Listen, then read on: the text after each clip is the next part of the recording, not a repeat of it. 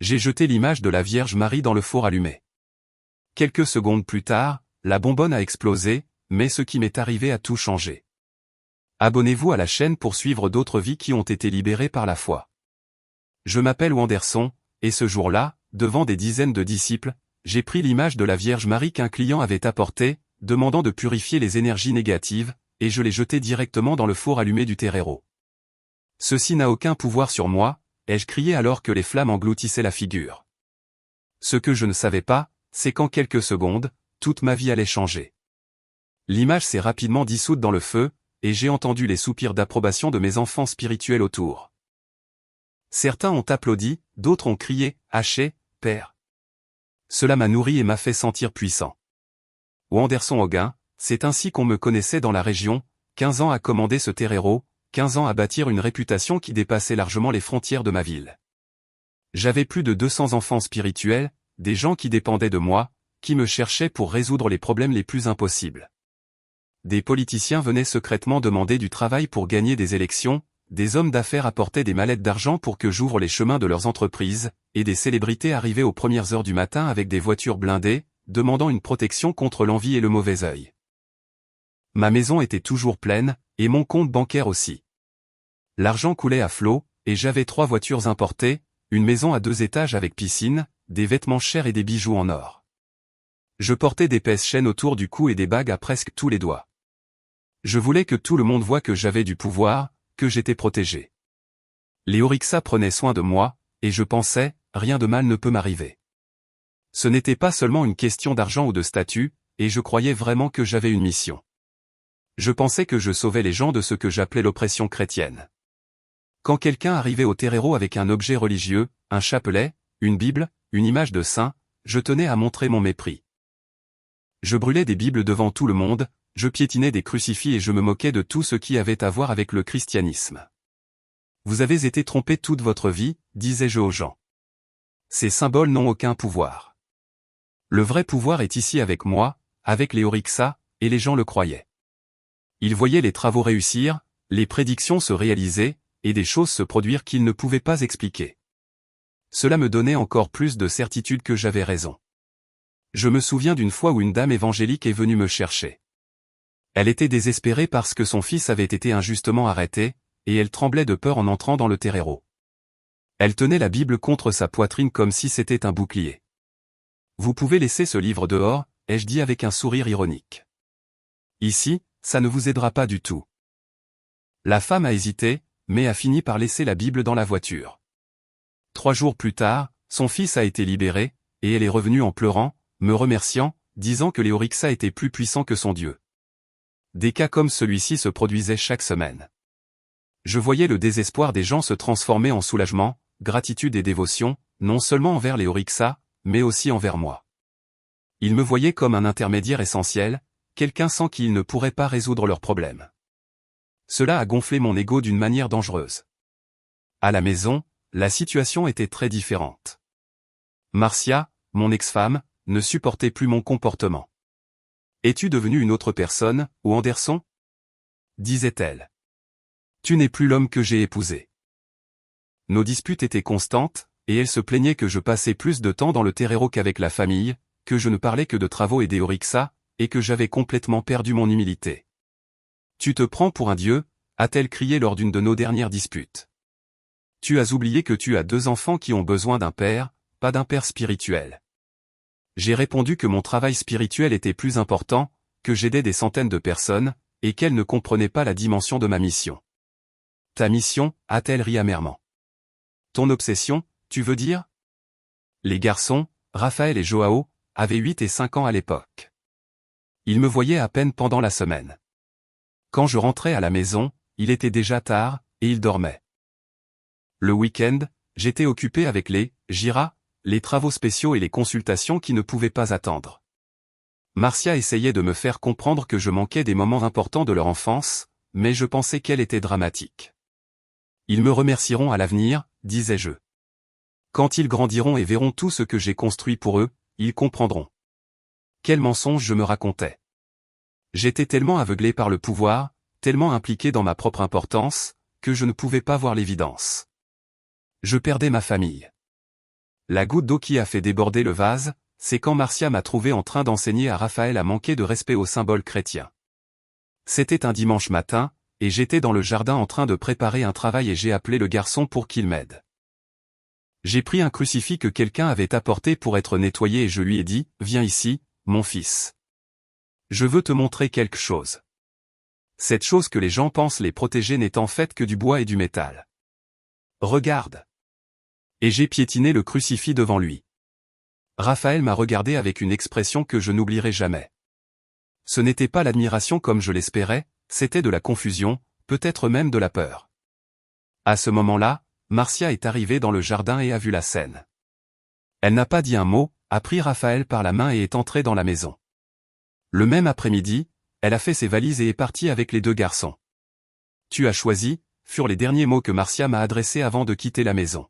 « Tu as choisi ton orgueil au lieu de ta famille. » Je l'ai vu mettre les valises dans la voiture, les garçons pleuraient sur le siège arrière, et Raphaël me regardait à travers la vitre comme s'il disait adieu pour toujours. Mais même à ce moment-là, même en voyant ma famille s'effondrer, je ne pouvais pas admettre que j'avais tort. En fait, je me sentais soulagé. Sans les exigences constantes de Marcia, sans les interruptions des enfants, je pouvais me consacrer entièrement au terreiro. Je pouvais y passer des journées entières à recevoir des gens, à faire des travaux et à me sentir important. Le mouvement s'est intensifié encore plus. Il semblait que plus je devenais radical, plus les gens me cherchaient. J'ai développé une sorte de rituel d'initiation pour les nouveaux enfants spirituels. Ils devaient apporter un objet religieux chrétien de chez eux, un crucifix, une image de saint, une Bible, un chapelet, et le détruire devant moi comme preuve qu'ils se rendaient vraiment au Rixa. C'est un symbole de libération, expliquai-je. Vous vous libérez de siècles d'oppression, de peur et de culpabilité. La chose est devenue si grave que certains enfants spirituels ont commencé à apporter des objets religieux qui n'étaient même pas les leurs. Ils les volaient à des parents, des voisins et des églises. J'ai fermé les yeux sur cela. Dans mon esprit déformé, plus il y avait de symboles chrétiens détruits, mieux c'était.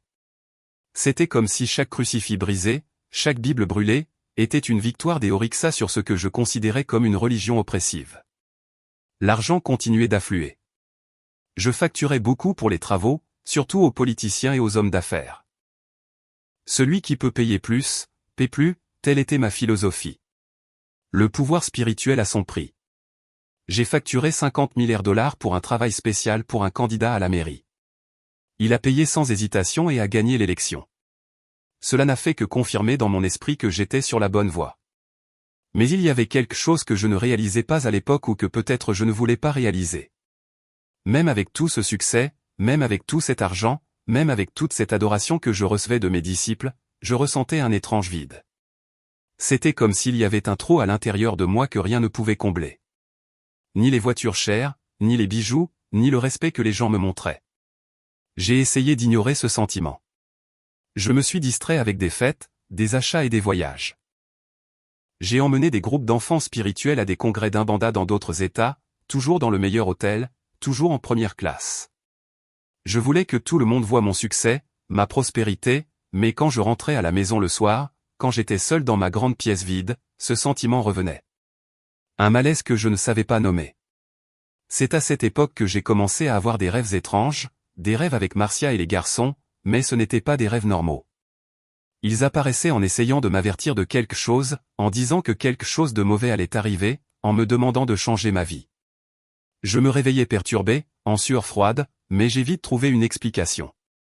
Ce ne sont que des œuvres d'envie, pensais-je, quelqu'un essaie de m'atteindre à travers les rêves. J'ai fait plusieurs travaux de protection pour moi-même, des bains spéciaux, des défunts et des offrandes supplémentaires à mes Orixa protecteurs. Mais les rêves ont continué, et parfois ils étaient encore plus précis. J'ai vu Raphaël malade, très malade, dans un lit d'hôpital. J'ai vu Marcia pleurer, m'appeler, mais je ne pouvais pas les atteindre. Je me réveillais toujours avant de découvrir ce qui se passait. Pendant la journée, je faisais semblant que rien de tout cela ne m'affectait. Je continuais ma routine normale, recevant des consultants, faisant des travaux et donnant des conférences sur le pouvoir des Orixa, mais à l'intérieur, un malaise grandissait. C'était comme si mon subconscient essayait de m'envoyer un message que mon esprit conscient refusait d'accepter. 3 mois après cet épisode avec l'image de la Vierge Marie, tout a commencé à s'effondrer. Le premier signe a été un appel de Marcia. À 6 heures du matin un mardi, je dormais après une gira qui avait duré jusqu'à tard. Le téléphone a sonné plusieurs fois avant que je ne réponde. Encore à moitié étourdi, ou Anderson, tu dois venir ici à l'hôpital maintenant. Sa voix était désespérée, brisée. C'est Raphaël, il est très malade. Mon cœur s'est emballé. J'ai demandé ce qui s'était passé, où ils étaient, et si c'était grave. Leucémie, a-t-elle chuchoté. Les médecins ont dit que c'était une leucémie. Tu dois venir maintenant. Elle a raccroché le téléphone avant que je puisse dire quoi que ce soit. Je suis resté là à tenir le téléphone portable, en essayant de traiter ce que je venais d'entendre. Leucémie, mon fils de 8 ans, les rêves, les images du garçon dans un lit d'hôpital, tout avait un sens maintenant. Mais pourquoi n'avais-je pas pris les rêves au sérieux? Pourquoi n'avais-je rien fait pour empêcher cela? Je me suis habillé rapidement et je suis parti pour l'hôpital. Pendant le trajet en voiture, mon esprit s'est emballé dans toutes les directions. Je me suis souvenu des travaux que j'avais faits pour guérir des maladies chez d'autres personnes. Si je pouvais aider des étrangers, je pouvais certainement sauver mon propre fils. Les Orixa ne m'abandonneraient pas dans un moment comme celui-ci. Ils savaient à quel point je m'étais consacré, à quel point j'avais fait pour eux toutes ces années. Quand je suis arrivé à l'hôpital et que j'ai vu Raphaël dans ce lit, connecté à des fils et à des machines, mon monde s'est arrêté. Il était si maigre, si pâle, si différent du garçon vif que je connaissais. Marcia était assise à côté du lit, tenant sa main et pleurant en silence. Quand elle m'a vu, elle n'a rien dit. Elle m'a juste regardé avec une expression qui mêlait la douleur, la colère et peut-être une dernière lueur d'espoir. Les médecins ont dit que c'était un cas grave, a-t-elle chuchoté, il est peut-être trop tard pour commencer le traitement. Je me suis approché du lit et j'ai touché le visage de mon fils. Il était chaud, fiévreux. Il a ouvert les yeux lentement, m'a reconnu et a essayé de sourire. « Salut, papa » a-t-il dit d'une voix faible. « Tu es venu me chercher ?» À ce moment-là, j'ai ressenti quelque chose que je n'avais jamais ressenti auparavant dans ma vie. Une peur qui dépassait toute peur physique, c'était la peur de perdre la chose la plus importante au monde, de voir mon arrogance coûter la vie de mon propre fils. Tous les travaux que j'avais faits, tout le pouvoir que je pensais avoir, rien de tout cela n'avait d'importance là. J'étais complètement impuissant face à la maladie de Raphaël. Pendant les premiers jours à l'hôpital, j'ai refusé d'accepter que mes méthodes ne fonctionnaient pas. J'ai apporté des herbes cachées dans mon sac. J'ai dit des prières à tous les Orixa que je connaissais. J'ai essayé de mettre des perles de protection au poignet de Raphaël quand personne ne regardait. Les médecins parlaient de chimiothérapie, de chances de survie, de protocoles de traitement, mais j'étais sûr que je pouvais guérir mon fils grâce à des travaux spirituels. Marcia me regardait faire ses rituels secrets avec un mélange de désespoir et d'irritation. « Anderson, pour l'amour de Dieu, laisse les médecins travailler » a-t-elle chuchoté pour ne pas réveiller Raphaël. Ce n'est pas le moment pour la religion, c'est le moment pour la médecine. Mais je ne pouvais pas accepter cela. Si les Orixa me donnaient le pouvoir de guérir les autres, pourquoi ne pouvais-je pas guérir mon propre fils? Je suis retourné au terreiro cette première nuit, déterminé à faire le travail le plus puissant de ma vie. J'ai rassemblé tous mes enfants spirituels les plus anciens. Nous avons acheté les meilleurs matériaux et fait des offrandes très coûteuses. J'ai tué 3 chèvres et offert la meilleure huile de palme, les meilleurs fruits et les meilleures boissons. J'ai passé 3 jours consécutifs à faire des rituels, sans manger, sans dormir correctement, juste à demander aux Orixa de sauver mon garçon.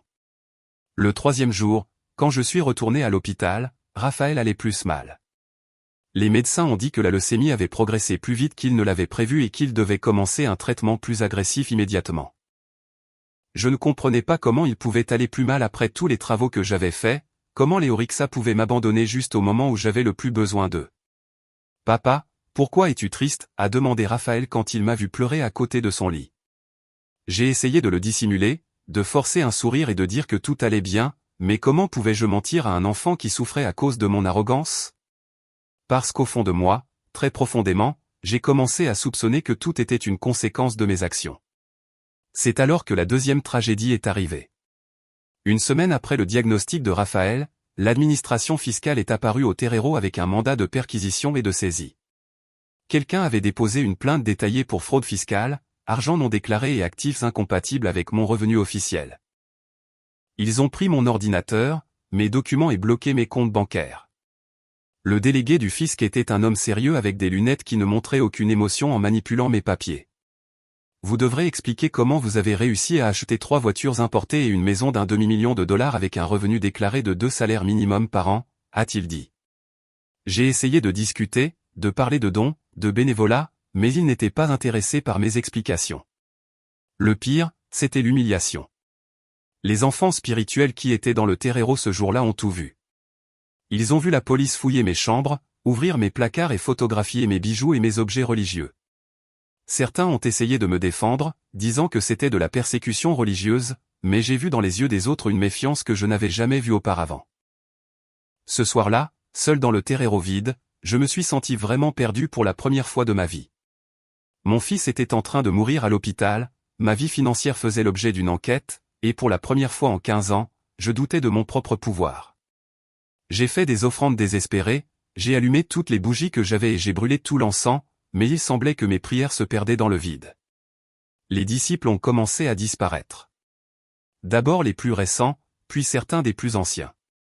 En 2 semaines, mon terreiro, qui était toujours plein, a commencé à ne recevoir qu'une demi-douzaine de personnes par nuit. Les offrandes se sont taries, l'argent a cessé d'arriver, et moi, qui avais toujours vécu dans l'abondance, je me suis soudainement retrouvé à compter les pièces pour acheter de la nourriture. Les politiciens et les hommes d'affaires qui avaient l'habitude de me chercher désespérément ne répondaient même plus à mes appels. Quand je réussissais à parler à certains d'entre eux, l'excuse était toujours la même. Il est préférable d'attendre que cette situation avec le fisc soit résolue, Anderson. C'est-à-dire que lorsque j'étais au sommet, tout le monde me voulait. À la première difficulté, tout le monde disparaissait. Mais ce qui me faisait le plus mal, c'était de voir Raphaël aller de plus en plus mal chaque jour. Les médecins ont commencé à parler de soins palliatifs, de le mettre à l'aise dans ses derniers moments. Marcia ne pouvait plus s'arrêter de pleurer. Je passais les nuits à l'hôpital à essayer de faire des travaux en secret, à chuchoter des prières à l'oreille de mon fils, mais rien ne fonctionnait. Un soir, alors que Raphaël dormait et que Marcia était allée prendre un café, je suis sorti dans le couloir de l'hôpital complètement désespéré. Je me suis appuyé contre le mur et j'ai commencé à sangloter comme un enfant. 15 ans de certitude, 15 ans d'arrogance, 15 ans à penser que j'avais toutes les réponses, et me voilà, impuissant face à la maladie de mon propre fils. C'est alors qu'une infirmière âgée est passée à côté de moi et s'est arrêtée. Elle m'a regardé avec une compassion que je ne méritais pas et a dit, « Père, je sais que vous souffrez beaucoup. J'ai vu beaucoup de parents traverser ce que vous traversez. Parfois, la seule chose qui nous reste, c'est de donner notre douleur à quelqu'un qui peut vraiment nous aider. » Elle n'a rien dit d'autre, elle a juste continué son chemin. Ces mots ont continué à résonner dans ma tête. Donner ma douleur à quelqu'un qui peut vraiment m'aider. Mais à qui? J'ai toujours pensé que j'avais le contrôle, que grâce au Orixa je pouvais résoudre n'importe quel problème. Maintenant, je réalisais que peut-être je n'avais jamais eu le contrôle. Peut-être que j'étais juste un homme ordinaire, plein d'orgueil et de peur, qui se cachait derrière des rituels et des offrandes. Je suis rentré à la maison ce soir-là avec un sentiment étrange. C'était comme si je voyais mon terreiro avec des yeux différents. Les images des Orixa qui me donnaient autrefois de la force semblaient maintenant me regarder avec indifférence. Les objets sacrés que j'avais toujours traités avec tant de soin semblaient n'être que des objets. Et pour la première fois, je me suis souvenu de l'image de la Vierge Marie que j'avais brûlée 3 mois auparavant. Je me suis souvenu du regard d'horreur sur le visage de la femme qui avait apporté l'image. Je me suis souvenu du bruit des flammes consumant la figure, de l'odeur de peinture brûlée et des applaudissements de mes disciples. À l'époque, cela m'avait donné un sentiment de pouvoir, une victoire sur ce que je considérais comme de la superstition. Maintenant, cela ne me donnait que de la honte. La situation empirait de jour en jour. Raphaël est entré dans une phase critique de la maladie, où les médecins ont dit que tout pouvait arriver. Il passait la plupart du temps à dormir, et quand il se réveillait, il était confus, disant des choses incohérentes. Marcia vivait pratiquement à l'hôpital, dormant sur une chaise à côté de son lit, et refusant de rentrer à la maison. J'essayais de rester fort devant eux, mais à l'intérieur, j'étais complètement brisé. J'ai recommencé à faire des travaux dans le terreiro, mais maintenant avec une différence. Pour la première fois de ma vie, je mendiais au lieu d'ordonner. Ce n'étaient plus des rituels de pouvoir, c'étaient des supplications désespérées. J'ai offert tout ce que j'avais, promis n'importe quoi, mais le silence que j'ai reçu en retour était assourdissant. À cette époque, d'étranges symptômes physiques ont commencé à apparaître en moi. J'ai perdu beaucoup de poids en peu de temps. J'avais du mal à dormir, et je ressentais des douleurs dans la poitrine que les médecins ne pouvaient pas expliquer. C'était comme si mon corps reflétait le désespoir de mon âme. Marcia a même commenté que je ressemblais à un fantôme, que je devais prendre soin de ma santé aussi. Les quelques enfants spirituels qui fréquentaient encore le terreiro ont commencé à me remettre en question. Père Anderson, pourquoi les Orixa n'aident-ils pas, ont-ils demandé. Pourquoi ne faisons-nous pas un travail plus grand, plus fort? Je ne savais pas quoi répondre. Comment pouvais-je expliquer que moi-même je doutais de tout ce que j'avais prêché pendant tant d'années? Un soir, seul dans le terreiro, après un nouveau rituel qui semblait n'avoir eu aucun résultat, je me suis complètement effondré. J'ai donné des coups de pied dans les assiettes d'offrande, renversé les bougies et crié sur les images des Orixa comme s'il s'agissait de personnes réelles. Où êtes-vous? Ai-je crié. J'ai dédié toute ma vie à vous. J'ai perdu ma famille, détruit ma réputation, et maintenant que j'ai besoin de vous, vous m'abandonnez. Le silence qui a suivi était absolu. Pas le bruit de la circulation à l'extérieur, pas le vent dans les arbres, rien. C'était un silence qui semblait vivant, qui semblait me dire quelque chose, mais quoi? Je suis resté là, au milieu de ce gâchis que j'avais fait, en essayant de comprendre ce qui m'arrivait. C'est alors qu'un très vieux souvenir m'est revenu à l'esprit. Je devais avoir environ 7 ans. J'étais chez ma grand-mère maternelle, une dame très religieuse qui essayait toujours de m'emmener à l'église. Je me suis souvenu d'elle me racontant des histoires de la Bible, m'expliquant la prière, la foi et le fait de donner nos afflictions à Dieu. À l'époque, je trouvais tout cela ennuyeux. Je préférais jouer dans la rue avec mes amis. Ma grand-mère est décédée quand j'avais 12 ans, peu de temps avant que je ne rencontre Limbanda. Je me suis souvenu des dernières paroles qu'elle m'avait adressées à l'hôpital. Mon petit-fils, un jour tu auras besoin d'une force plus grande que la tienne. Quand ce jour viendra, souviens-toi qu'il y a quelqu'un qui t'aime plus que tu ne peux l'imaginer. J'avais complètement oublié cette conversation jusqu'à ce moment-là. Était-ce ce qui se passait? Avais-je besoin d'une force plus grande que la mienne? Mais comment pouvais-je demander de l'aide à quelque chose auquel je n'avais jamais cru, que j'avais passé 15 ans à combattre et à ridiculiser? Comment pouvais-je ravaler toute ma fierté et admettre que j'avais peut-être eu tort depuis le début? Le lendemain, quand je suis arrivé à l'hôpital, j'ai trouvé Marcia en train de pleurer dans le couloir. Mon cœur s'est emballé. Que s'est-il passé? Ai-je demandé désespérément. Est-ce que Raphaël va bien? Elle m'a regardé avec des yeux gonflés d'avoir tant pleuré et a dit, les médecins ont dit qu'il n'y avait plus rien à faire, que c'était une question d'heures, tout au plus quelques jours. J'ai senti mes jambes faiblir. J'ai dû m'appuyer contre le mur pour ne pas tomber. Qu'est-ce que tu veux dire par il n'y a plus rien à faire? Ce sont des médecins, n'est-ce pas? Mais je savais que c'était le désespoir qui parlait. J'ai vu dans les yeux de Marcia, dans l'expression des médecins, dans le mouvement différent des infirmières, que mon fils était en train de mourir et que je ne pouvais rien faire pour l'empêcher. Je suis entré dans la chambre où se trouvait Raphaël. Il semblait si petit dans ce grand lit, entouré de machines qui émettaient des bips et clignotaient. Sa respiration était faible et irrégulière. Je me suis approché et j'ai tenu sa petite main froide. « Papa » a-t-il chuchoté sans ouvrir les yeux.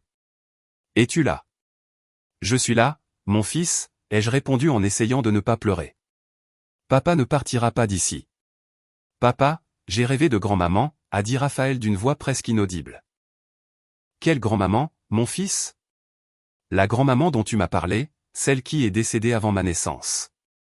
Elle était vêtue de blanc, et elle était très belle.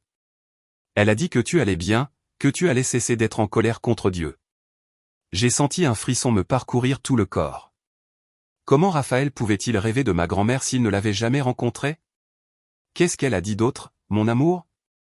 Elle a dit que parfois les gens ont besoin de tout perdre pour trouver ce qui compte vraiment, et que tu sais déjà ce que tu dois faire, tu as juste peur. Raphaël a ouvert les yeux lentement et m'a regardé avec une lucidité qu'il n'avait pas montrée depuis des jours. Papa, je ne vais pas mourir, mais tu dois t'excuser. T'excuser auprès de qui, mon fils? Auprès de la belle dame en bleu que tu as blessée. J'ai senti mon monde tourner. Comment Raphaël pouvait-il connaître l'image de la Vierge Marie que j'avais brûlée? Je ne lui avais jamais dit, je n'en avais jamais parlé devant les enfants. Marcia ne connaissait pas non plus les détails de cet épisode. Raphaël, quelle belle dame en bleu. Oh, celle que tu as jetée au feu, papa. Elle n'était pas en colère contre toi, mais elle était triste. Elle a dit que tu es un homme bon qui s'est égaré. Mon fils a refermé les yeux et s'est rendormi, mais ces paroles ont continué à résonner dans mon esprit. Je suis sorti de la pièce sous le choc. Comment un enfant de 8 ans, sédaté presque dans le coma, pouvait-il connaître des choses que je n'avais jamais dites à personne? Comment pouvait-il décrire la Vierge Marie comme une belle dame en bleu s'il n'avait jamais vu une image d'elle? Et surtout, comment pouvait-il avoir rêvé de ma grand-mère? Pour la première fois de ma vie, j'ai sérieusement envisagé la possibilité que je me sois complètement trompé sur tout. Peut-être qu'il y avait vraiment quelque chose de plus grand que les Orixa, quelque chose de plus grand que moi, quelque chose qui essayait de me montrer une vérité que mon orgueil ne me laissait pas voir.